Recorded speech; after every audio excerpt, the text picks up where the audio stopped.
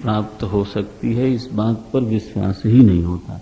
अब लो जी, अब क्या करोगे? श्रद्धा तो समस्त सत्कर्मों की प्रेरिका है, और वो ही नहीं है तो फिर कैसे बनेगा? और साधन में अश्रद्धा कि जो ये नहीं कुछ है कि नहीं है, ऐसे ही जस्ट कंसोल करने के लिए लोगों को ऐसा मिल जाएंगे, शायद हमारे ही मन में कभी आ जाए या समाज में ऐसे लोग आपको मिल जाएंगे। मैंने एक दिन शायद कहा था माधव से कि हमारे किसी स्वामी जी ने कहा कि जिसको कोई काम नहीं होता वो मेडिटेशन करता है। बताया था ना? यहाँ भी बोला था क्या? यहाँ भी बोला था। अब बोलो आप। माने ऐसी उनकी प्रज्ञा है कि निकम्मापन और समाधि दोनों एक साथ चलते हैं। अब ये बताओ, माने काम रहे तो समाधि बेकार की चीज है। तो ऐसा बोल दिया महाराज स्वामी जी, इसलिए मैं नाम तो कुछ बोलूंगा नहीं। आप लोग भी कभी न कभी लाल पीले हो ही जाओगे, लेकिन द पॉइंट इज कि ऐसा एक मन में गांठ रहती है, वो गांठ आपको कहीं का नहीं छोड़ने वाली है। तब केवल हम है ना मूलतः प्रचारक होकर रह जाते हैं। और किस चीज का प्रचार करते हैं? जिस चीज में हमारी खुद कोई श्रद्धा नहीं है। हम चाहते हैं दुनिया उस पर श्रद्धा करे। बोलो आप, ये कपट हुआ कि नहीं हुआ? करई कपट तजी गान लिखा था ना, यही कपट है कि जिस चीज में हमारी खुद कोई श्रद्धा नहीं है, हमारी खुद कोई रुचि नहीं है, जिसको हमने खुद लक्ष्य बनाया नहीं, हम चाहते हैं कि मेरे प्रवचन के बल से लोग अपना अपना लक्ष्य बना लें,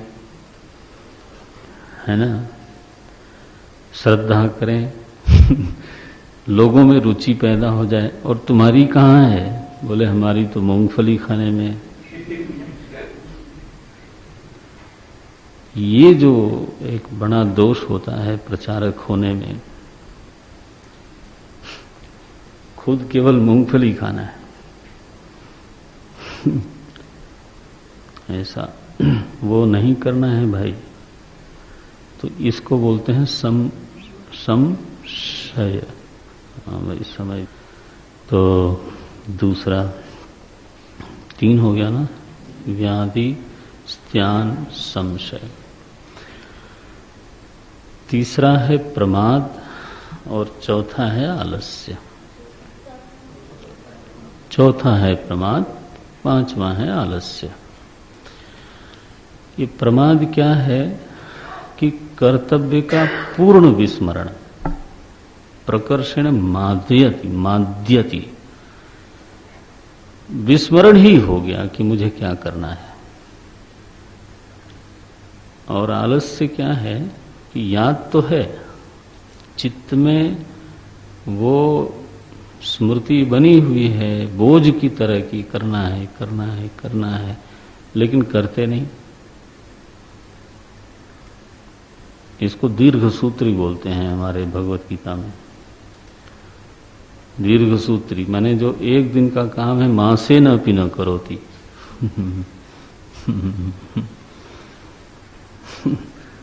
अब जो बचपन से करना है उसको बुढ़ापे में भी नहीं करता, है ना। जो काम बचपन से शुरू हो जाना चाहिए जी, साधन भजन, जीवन की शुद्धता, वो तो अब बोले कि ये कोई साधन भजन करने की बात है, करेंगे, मेरी कोई अश्रद्धा नहीं है, लेकिन अभी नहीं। अभी तो खेलने और क्या बोलते हो, खेलने और खाने की, खेलने कूदने, खेलने खाने की, यानी बिना खाए कैसे खेलेंगे। तो खेलने खाने की उम्र है, खाओ भाई, खेलो। फिर इसके बाद जवानी आई तो बचपन खेल में खोया, जवानी नींद भर सोया। वाह, जवानी में नींद बढ़िया आती है। और शयन शब्द से भोग इत्यादि का भी संग्रह कर लेना चाहिए। जवानी नींद भर सोया, बुढ़ापा, बस ये आ गया मसला बढ़िया वाला। बुढ़ापा देख के रोया, क्योंकि अब न सो सकते हैं न खेल सकते हैं न ज्यादा खा सकते हैं, समस्या है। आ गया ना गड़बड़ सड़बड़। एनीवे, छोड़ते हैं इसको। तो इसको बोलते हैं आलस्य, प्रमाद और आलस्य। 5 हो गए। छठा है भ्रांति दर्शन। महर्षि पतंजलि ने लिखा भ्रांति दर्शन। भ्रांति दर्शन क्या है कि गलत समझने में हमारी पीएचडी हो गई। मैं, आप किसी अभिप्राय से कोई बात कहो, मैं उसका उल्टा करने में दक्ष हूं। बस ये बहुत जबरदस्त है। आपको हो चाहे ना हो, भी हम लोग मिलते रहते हैं, लोगों को देखते रहते हैं कि देखो मैंने एक भाव से कहा, ये महाराज ने ले लिया उल्टा। Converting just opposite is a mastery of mind, you know. अब बताओ, ये आदमी कभी समाधि नहीं लगा सकता। आपने कहा निधिध्यासन करना चाहिए, बोले क्यों बोल रहे हैं मेरे को ऐसा? ही कहीं मुझको नालायक तो नहीं समझती है? अल्लाह देखो, यथार्थ समझने का सामर्थ्य ही नहीं है। भ्रांति दर्शन, व्यक्तित्व में ये दोष। आप जरा देखना कि हमारे आचार्यों ने आदमी को कैसे समझा है। उसकी महाराज बखिया उधेड़ उधेड़ के समझाया है।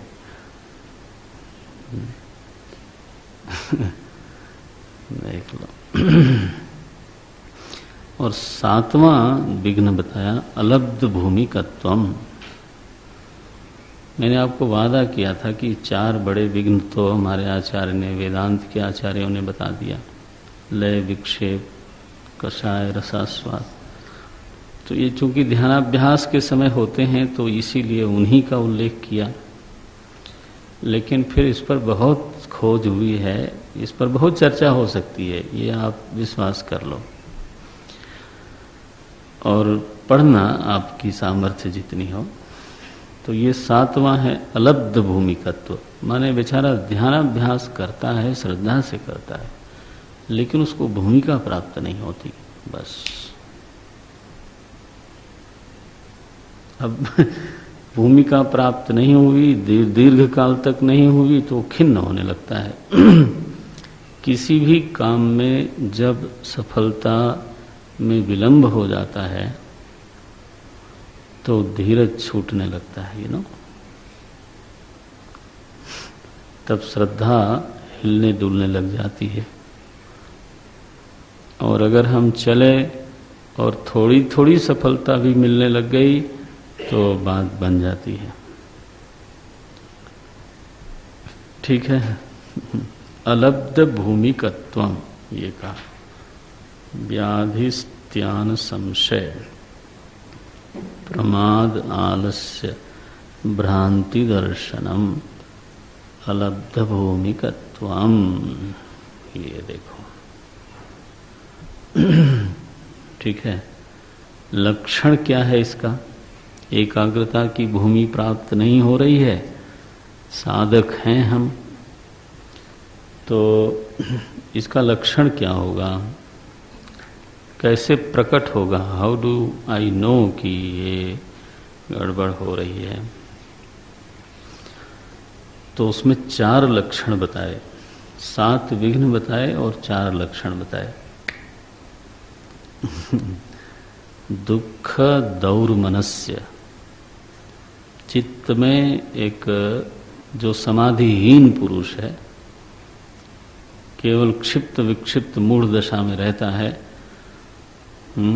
एकाग्रता की भूमिका लब्ध नहीं हुई, तो दुख चित्त में एक तो ये रहेगा। बहुत विस्तार है। महर्षि पतंजलि ने इतना इस पर काम किया भगवान के, वो तो खुद शेषावतार माने जाते हैं। तो सूत्र याद आते हैं, लेकिन अब मैं आगे बढ़ता हूँ। दुख दौर्मनस्य, दौर्मनस्य माने negativity, he will develop the negativity. दौर्मनस्य मन का गड़बड़ हो जाना, सौमनस्य और दौर्मनस्य। तो मन में एक नकारात्मकता का आविर्भाव हो गया, फिर वो बढ़ती गई। कोर्स करने के बाद सब ब्रह्मचारी लोग अपने अपने केंद्र पर गए। तो मुझे 2 साल बाद हमारे सहपाठी जी से भेंट हुई। तो हमने कहा कुछ चर्चा करो वेदांत की। बोले वेदांत का तो नाम मत लेना अब तुम। मेरे को बोले महाराज वो, कहा क्या हो गया? बोले क्या वही पंचकोश और वही 3 शरीर, बकवास करते करते हद हो गई, बात मत करो, कुछ और बात करो। कहा चलो फिर हम राजनीति की बात करते हैं, उसमें क्या है, मेरे को क्या कमी है। लेकिन ये क्यों हो गया तुम्हारे भीतर? कुछ हो गया, काल का प्रभाव है, बीच में आया। अब उनकी मजबूरी यह है कि वही रोज उनको पढ़ाना है। आप समझते हो, तुलसी संसार में भांति भांति के लोग। इसलिए तो ये चलता रहेगा सब। अपने भीतर भी दिखता है और लोगों के भीतर भी दिखता है। तो दुख दौर्मनस्य अंगम अजेयत्वम, भूमिका प्राप्त न हुई हो तो वह व्यक्ति कायदे से नहीं बैठ सकता, झूमता रहता है, या फिर उसके पैर हिलते रहते हैं, कभी हाथ हिलेगा, कभी कुछ कुछ होता ही रहता है। अंगम अजेयत्वम। मुझे तो कई ऐसे दिखते हैं प्रवचन में महाराज, जैसे उसके पैर में कुछ आधा हाथ पावर का मोटर लगा हो और ऐसा करता रहता है। कहा देखो ये ज्ञान कर्म, श्रवण कर्म समुच्चय कर रहा है, ये आसन भी कर रहा है और श्रवण भी कर रहा है। और चौथा बताया उन्होंने अव्यवस्थितत्वम, ये कहा उन्होंने अव्यवस्थितत्वम। उसका अभिप्राय है आसन का न लगना। एकाग्रता की भूमि में कहीं भी अगर प्रवेश नहीं है तो उस व्यक्ति का आसन नहीं लग सकता। देखो ये रिसर्च है। ठीक से बैठने का संबंध है मन का कहीं न कहीं एकाग्र भूमि में स्थिर होना। चाहे वो एकाग्रता स्थूल स्तर की हो, लेकिन होगी तभी बैठ सकते हैं। ये 4 लक्षण हैं, 7 विघ्न हैं और 4 लक्षण हैं। देखो भयंकर हो गया ना। दुख दौर्मनस्य अंगमजेयत्वम अव्यवस्थितत्वंच, ये लक्षणानि। तो व्याधि स्त्यान आदि जो हैं वो विघ्न हैं। अब एक एक का उपाय क्या करना है, मैं थोड़ा गीता में ले चलता हूँ आपको आज। विघ्नों का विस्तार थोड़ा करके फिर थोड़ा समाधान तो है, अब न करें तो न करें। गीता में भगवान ने बहुत बढ़िया, मुझे लगता है सारे विघ्न उसमें आ जाते। उन्होंने कहा कि जो अति भोजन करने वाला है योगः नास्ति। छठान कैसे है न, हाँ अत्यस्नतस्तु योगो, अत्यस्नतस्तु, हाँ नात्यस्नतस्तु योगोस्ति न चैकांतम अनस्नतः न चाति स्वप्नशीलस्य जागृतो नैव च अर्जुन। ठीक है, ये बस ये बहुत बढ़िया है। भगवत गीता में प्रभु ने ऐसी बढ़िया बात कह डाली है, बोले नात्यस्नतस्तु योगोस्ति। अति भोगी जो है, अब देखो भोग का एकदम निषेध नहीं किया उन्होंने कहा जो अति आहार करने वाला है उसको तो योग नहीं मिलने वाला है, उसको शांति रखना चाहिए, जाके फावड़ा चलाना चाहिए या ऑफिस में कुछ कुछ करना चाहिए जाके काम धाम। बस नात्यस्नतस्तु योगोस्ति। अब अस्नतः का अर्थ समझ लेना आप सारी इंद्रियों से, हाँ, केवल मुंह से नहीं। बोले मैं तो बहुत कम खाता हूं, अरे तू बहुत कम खाता है लेकिन बतियाता बहुत है तो फिर तो गड़बड़ हो गई वो भी अति भोग है। देखो, तो सुनता बहुत है, और सुनता भी कैसा है, निषिद्ध और विहित दोनों सुनता है, खुला दरबार है। जो नहीं सुनना चाहिए वो भी सुनता है, जो सुनना चाहिए वो भी सुनता है। विरुद्धम श्रवसी, ये तो बहुत गलत बात है। विरुद्धम शृणोति, परस्पर विरुद्धम। अब जाके ऐसा अनपच होता है वो भीतर, सुना हुआ जो है मन में जाता है, स्टमक में नहीं जाता, मन में जाता है। और मन में जाके जो अनपच होगा महाराज की, बस साधन भजन सब गया, खत्म। इसलिए काटे जीव जो ले बसाई, गोस्वामी जी का हम लोग तो भाई उन्हीं के भगत हैं। बोले सामर्थ्य हो तो उसकी जीभ काट लो। मैंने एक महात्मा को बोल भी दिया कि महाराज हम तो पूर्वांचल के हैं, तुलसीदास जी के पीछे चलते हैं, उन्होंने ऐसा लिखा है, आप गुरु निंदा करोगे तो आप समझ लो फिर। काटे जीव जो ले बसाई, तो चौंक गए, बोले क्या करते हो तुम मैंने कहा नहीं, उसका मतलब कोई छुरा से काटने वाली बात नहीं है।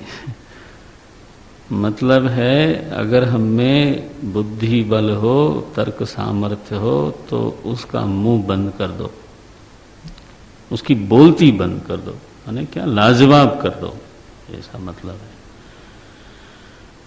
यदि आपके पास तर्क सामर्थ्य है, बुद्धि बल है, तो तब बैठो वहां और एक ही बार समाप्त करो, फिर बात नहीं करेगा आपसे, हो सकता है दूसरे से भी ना करे। If you have you must fight, ये मतलब है।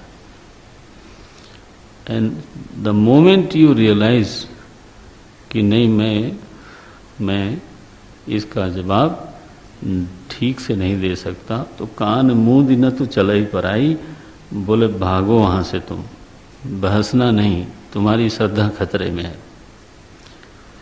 तुम्हारा साधन भजन खतरे में है, इसलिए डोंट स्टे देयर। ये हमारे गोस्वामी जी का विधान है, बिल्कुल विधान है। ठीक है, तो कुछ भी सुनना ये अति आहार है, और आप समझ लो कि ये गलत हो जाता है। नाक से गलत आहार लेना, मुंह से गलत आहार लेना, स्पर्श से गलत आहार लेना, ओम नारायण, स्पर्श से गलत आहार बड़ा भयंकर है।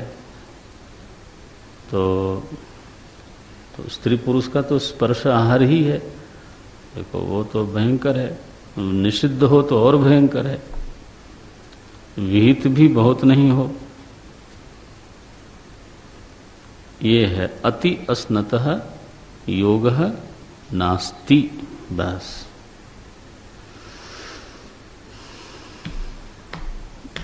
बन गया। तो ये जो व्याधि, स्त्यान, प्रमाद, आलस्य, इनका तो मूल वही है।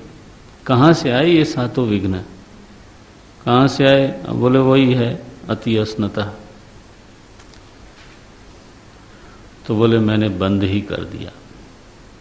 भगवान ने कहा वो गलत हो जाए। न चैकांतम अनस्नता, पूरी तरह से जिसने आहार बंद कर दिया है, बोले उसको भी योग नहीं है, भूल जाए, वो समाधि नहीं लगने वाली है। बोले हैं ये क्या किया आपने? बोले बताता हूं ना, वो इतना तो कम से कम समझ लो। नात्यस्नतस्तु योगोस्ति न चैकांतम अनस्नता न चाति स्वप्नशीलस्य। बोले 12 घंटे सोते हैं, बस फिर तो महाराज शून्याग्रता का इतना अभ्यास है कि जैसे ही आप बैठोगे बस मूढ़ वृत्ति आवेगी, सोने में बिल्कुल दक्ष। तो आप समझ लो, न चाहती स्वप्नशील से में 2 बातें भी होती हैं। एक मनोराज्य करना, बहुत ज्यादा जो कल्पना क्षेत्र में रहता है, यू नो, कई बार हम मिलते हैं लोगों से, खास तौर से साहित्य का बड़ा आनंद है, लेकिन उसका एक साइड इफेक्ट भी है। कई बार जो कवि लोग हैं वो वेदांत सुनते समय भी कल्पना करते रहते हैं, बड़ी बढ़िया बढ़िया कल्पनाएं जन्म लेती हैं उनके चित्त में। अब वो कवि हैं, क्या बताएं, पवयोर अभेदा तो कपि हो जाते हैं वपयोर अभेद, सॉरी वपयोर, ये पाणिनि का सूत्र है, आई टेल यू, मैंने ऐसे नहीं बोल दिया, मैंने महर्षि पाणिनि का सूत्र है, वपयोर अभेद, व और प में अभेद होता है। तो कभी कपि और कभी कवि, शाखाचारी जैसे हो गया ना, मन में मनोराज्य बहुत करता है, इमेजिनिंग पर्सनालिटी, बार बार कहीं कुछ सोचता रहता है। वो समाधि किधर से मिलने वाली है? ठीक है ना? ये है न चाति स्वप्नशीलस्य जागृतो नैव चार्जुन। ये भी बोल दिया कि बहुत जगता हूं, कितना 20-22 घंटे, 20-22 घंटे में 2 ही घंटा सोता है, तो नहीं होगा। फिर हफ्ते में 2-3 दिन सो लेता हूँ 4-5 घंटे, बाकी नाइट शिफ्ट चलती रहती है किसी किसी के शरीर में, जैसे अम्मा की बोलती है 4 ही घंटे में हमारा हो जाता है काम, वो तो बात अलग है, फिर विशेष है वो। लेकिन ज़्यादातर मनुष्य को 6-7 घंटे तो मिलना चाहिए सोने को, कम से कम 6 घंटे तो कम से कम होना चाहिए। भगवान मना करते हैं, जागृतो नैव चार्जुना, ये प्रभु की वाणी है, कोई राह चलते आदमी की वाणी नहीं है।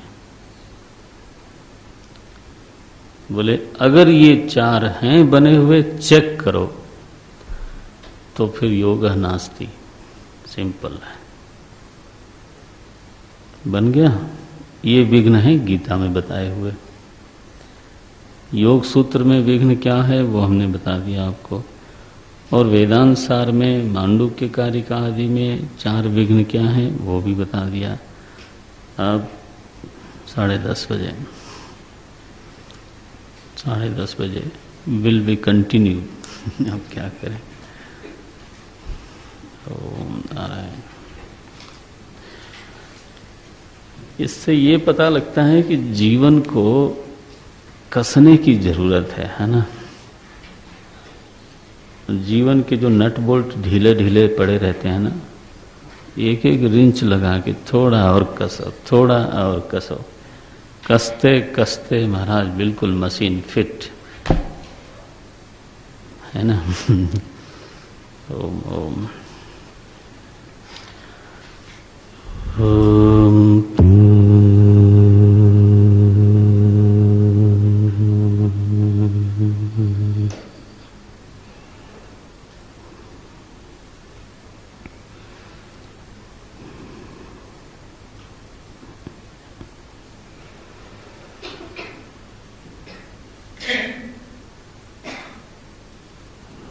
Mm-hmm.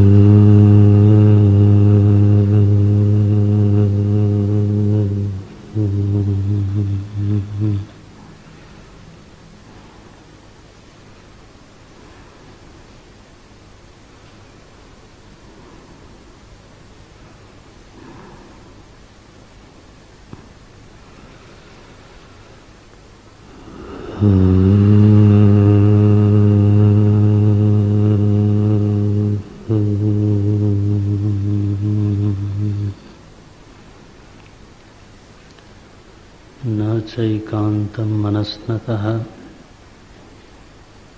न चाति स्वप्नशीलस्य जाग्रतो नैव चार्जुन। ये विघ्न है भगवान श्री कृष्ण परमात्मा की दृष्टि में अव्यवस्थित जीवन, अननुशासित जीवन, अप्रबंधित जीवन स्वयं एक विघ्न है। योग की समाधि की प्राप्ति तो हो ही नहीं सकती, ऐसा बोल दिया उन्होंने। इसका समाधान क्या है? तो बोले युक्ताहार विहारस्य योगो भवति दुःखः। यह ध्यानाभ्यास उस साधक के लिए समस्त दुखों का नाशक बन सकता है, समस्त दुखों का विध्वंसक बन सकता है, यदि वो इन सावधानियों के साथ, अनुशासन के साथ किया जाए तो। कस्य योगः दुःखः भवति, तो बोले युक्ताहार विहारस्य योगः दुःखः भवति। जिसका आहार और विहार युक्त है, क्योंकि न चैकान्त मनस्नतः, निराहार के लिए तो योग होता ही नहीं, समाधि हो ही नहीं सकती, ऐसा भगवान ने पहले ही बोल दिया। अति आहार और निराहार दोनों का ही निषेध है। इसका समाधान क्या बताया उन्होंने? युक्त आहार। युक्त का तो अर्थ बड़ा व्यापक होगा, और युक्त का अभ्यास करने में तो जैसे जैसे अभ्यास करेंगे तो उसकी बारीकी भी समझ में आएगी। युक्त माने उचित। अब उचित माने कोई निश्चित बात कही नहीं गई, क्योंकि निश्चित बात हो नहीं सकती। इसलिए किस अवस्था में, किस अधिकार के साधक के लिए कौन सा आहार उचित है, ये उस साधक के अधिकार पर निर्भर करता है। उसको स्वयं इसका विवेक करना चाहिए, ये भगवान चाहते हैं। देखो, तो एक बिल्कुल आरंभ का योगाभ्यासी है, साधक है, तो उसका मन प्रसन्न रहे, चित्त में प्रसाद बना रहे, इसके लिए तो उसका आहार, चाहे वो नासिका से हो, चाहे वो कान से हो, चाहे वो नेत्र से हो, चाहे वो स्पर्श से हो, चाहे वो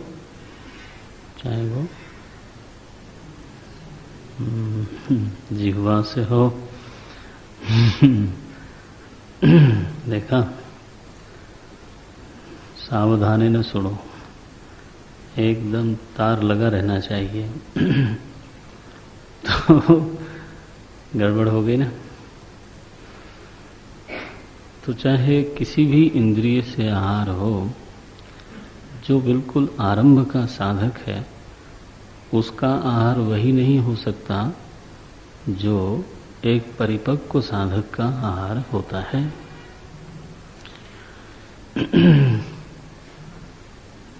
है ना? तो उसके लिए तो पहली बात यही है कि निषिद्ध आहार का त्याग हो जाए।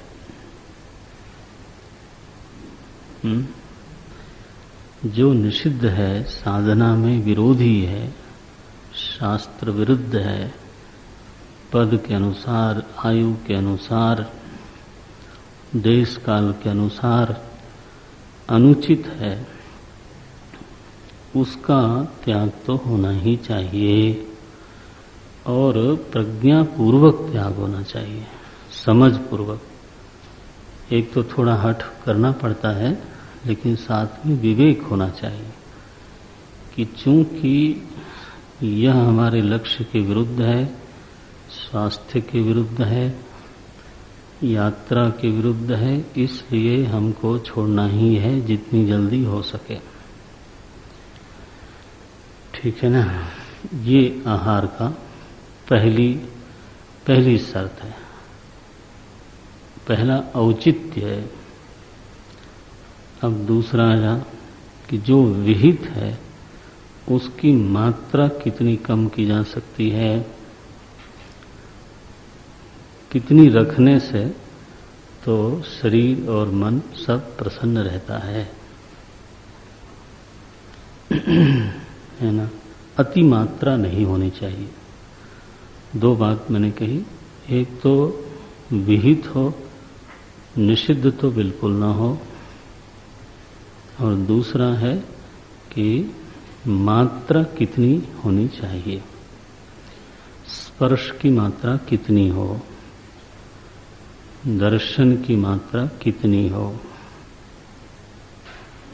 श्रवण की, हाँ वो मात्रा देखनी पड़ेगी। औचित्य का निर्धारण करने के लिए एक तो उसमें विहितत्व होना चाहिए और दूसरे उसकी मात्रा भी उचित होनी चाहिए।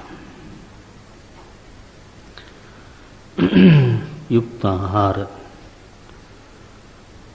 तो युक्त विहार। विहार का अर्थ क्या है? तो विहार का अर्थ भगवान शंकराचार्य जी ने लिखा, पादक क्रमः, चलना, टहलना।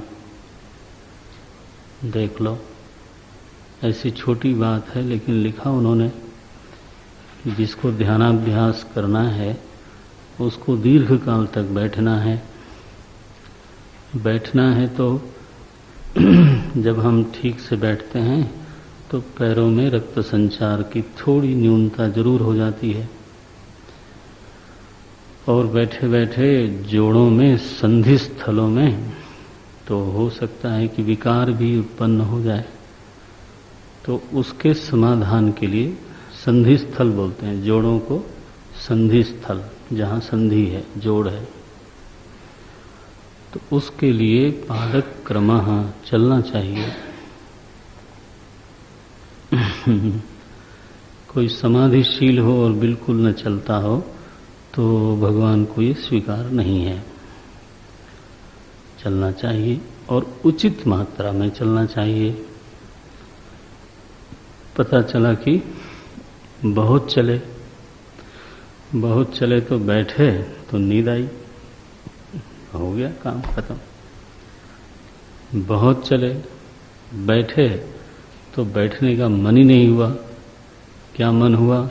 लेटने का। बोले भाई बस अब तो हो गया। तो नहीं चले तो गलत, बहुत चले तो गलत। इसलिए युक्त आहार, युक्त विहार दोनों, युक्तम आहारम च विहारम च यस्य सह युक्ताहार विहारः तस्य युक्ताहार विहारस्य। तो ये दो एंटीडोट बता दिया उन्होंने। ये औषधि हो गई जीवन में आहार और विहार को उचित कर लें। अब कहा युक्त चेष्टस्य कर्मसु, कर्मसु युक्ता चेष्टा यस्य सह युक्त चेष्टः तस्य युक्त चेष्टस्य। कर्मसु युक्ता चेष्टा, यहां पर कर्म में और चेष्टा में अंतर कर दिया भगवान ने। चेष्टा को कर्म नहीं कहा। कर्मसु चेष्टा युक्ता भवितुमर्हति। कर्मों में हमारी चेष्टा उचित होनी चाहिए। अब चेष्टा माने क्या करें भाई, अब इसका मतलब क्या हुआ? तो हम समझते हैं कि जो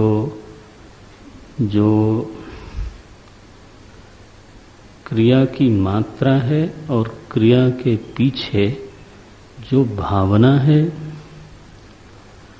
जो विचार है, जो योजना है, वो सब ठीक होनी चाहिए।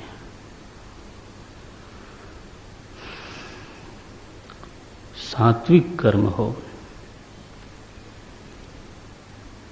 सात्विक कर्ता बन के करें, सात्विक ज्ञान पूर्वक करें, सात्विक धृति पूर्वक करें, सात्विक बुद्धि पूर्वक करें, ऐसा। सात्विक कर्म जो है वो अपने आप नहीं होता। सात्विक कर्म के पीछे सात्विक कर्ता होना चाहिए, सात्विक ज्ञान होना चाहिए, सात्विक धृति होनी चाहिए और सात्विक बुद्धि होनी चाहिए।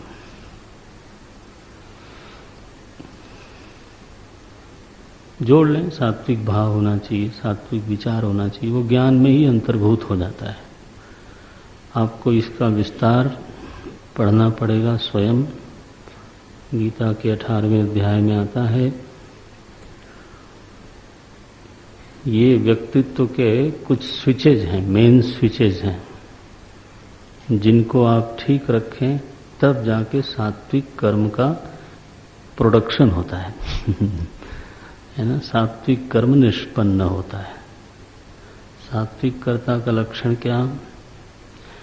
एक एक पर विस्तार होता जाएगा। बोले मुक्त संगः, अनहमवादी, धृत्युत्साह समन्वितः, सिद्ध सिद्ध्योर निर्विकारः, कर्ता सात्विक उच्यते। बड़ी बात है। सात्विक ज्ञान, सात्विक धृति। देखो, धृत्या या धारयते मनः प्राणेन्द्रिय क्रियाः, योगेना व्यभिचारिण्या धृति सा पार्थ सात्विकी। लोग कहते हैं राइट अप्रोच होनी चाहिए। आजकल एक शब्द बोला जाता है, मैंने what do you mean by approach? Right approach spell out करो तो अधिक से अधिक क्या बताया जाएगा कि सही भावना होनी चाहिए। सही भावना होनी चाहिए। कहाँ से लाएंगे? बाजार से?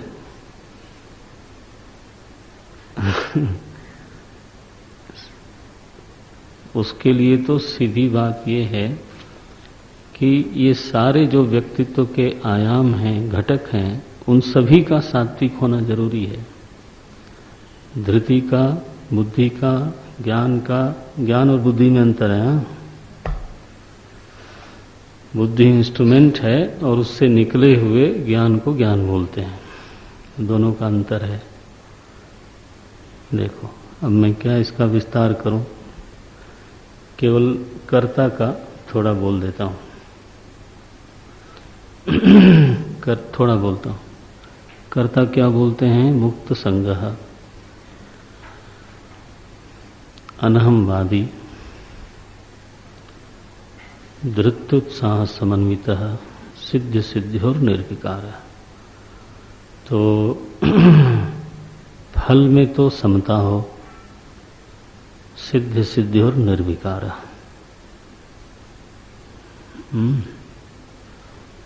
फल में समता हो नहीं सकती अगर आरंभ में ही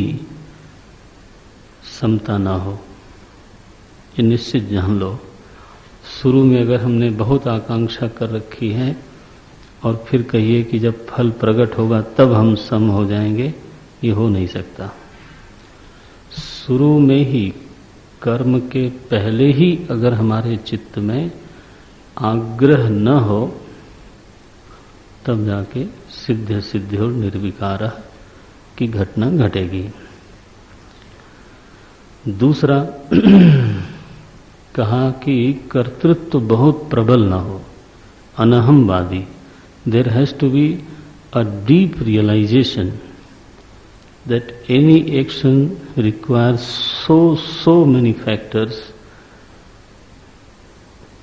और वो मैं उसका एक फैक्टर अधिक से अधिक हो सकता हूं। I cannot be every factors of myself, मैं ही सारा फैक्टर बन जाऊं, ये तो होता नहीं है। And this realization has to be deep and deeper.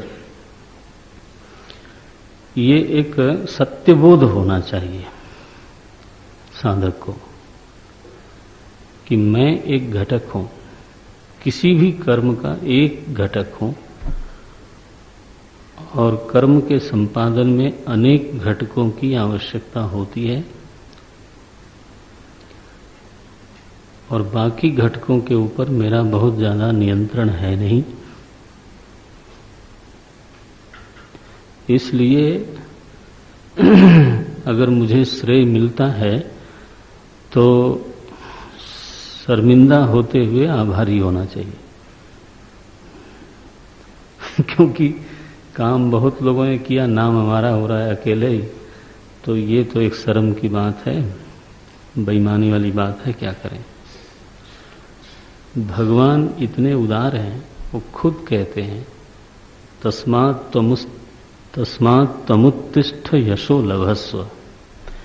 काम तो मैंने कर दिया है, तुम उठो और यश ले लो।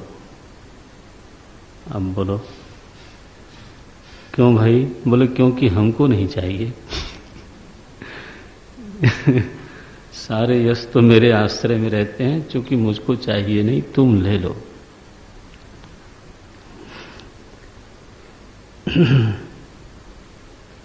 क्या इसको बोलते हैं सात्विक कर्ता। ये कोई मानने की बात नहीं है, भावना करने की बात नहीं है, ये एक सच्चाई है।